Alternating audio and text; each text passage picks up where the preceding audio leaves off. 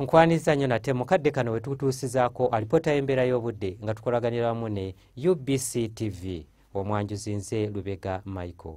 Newankubadde nga pereketya w'omusana akyememula mu bitundu by'eggwanga ebisinga obungi wabula we ziweredde essaawa 3 ez'enkya ya leero lira yabadde ewezezza milimiters 4 n'obutundutundu 5 so ng'ate y'omu Arua lwafuuyiridde. Bwe tutunuulira ku bifaananyi ebyo ebikubiddwa ku ggwanga lyaffe olwaleero biraga nga ebitundu by'eggwanga ebisinga obungi akasana kasiibye keememula. Byo ebifaananyi ebikubiddwa ku ssemazinga wa Africa biraga omukubo gw'enkuba gwongedde okusaasaanira amasekkati ga ssemazinga wa Africa ekireetedde enkuba okweyongera okukendeera mu bitundu by'eggwanga lyaffe. Katunulireko ku mbeera y'obudde nga bwe tugisuubira mu biseera eby'okumakya.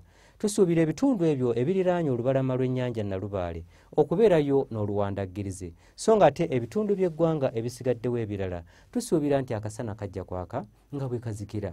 Embeera eno essuubirwa kukyuka era olweggulo tusuubira mu bugwanjuba bw'eggwanga lyaffe mu bukiikakkono awamu n'ebitundu ebyo ebiri mu buvanjuba bw'eggwanga lyaffe tusuubirayo oluwandaggirize so ng'ate mu Kampala n'emiriraano ebbugumu tulisuubira okutuuka ku Celsius 28 olwo mu Kotido tusuubira nti ebbugumu lijja kutuukira ddala ku Celsius 30. Byo ebibuga ebiri emitala w'amayanja mu Washington, Lagos awamu ne New Delhi tusuubirayo namutikwa w'enkuba ng'alimu n'okubwatuka okw'eggulu. Ebyo bye tusobodde okujjira mu kitongole ky'eggwanga ekivunaanyizibwa ku mbeera z'obudde nga tukolaganira wamu ne UBC TV.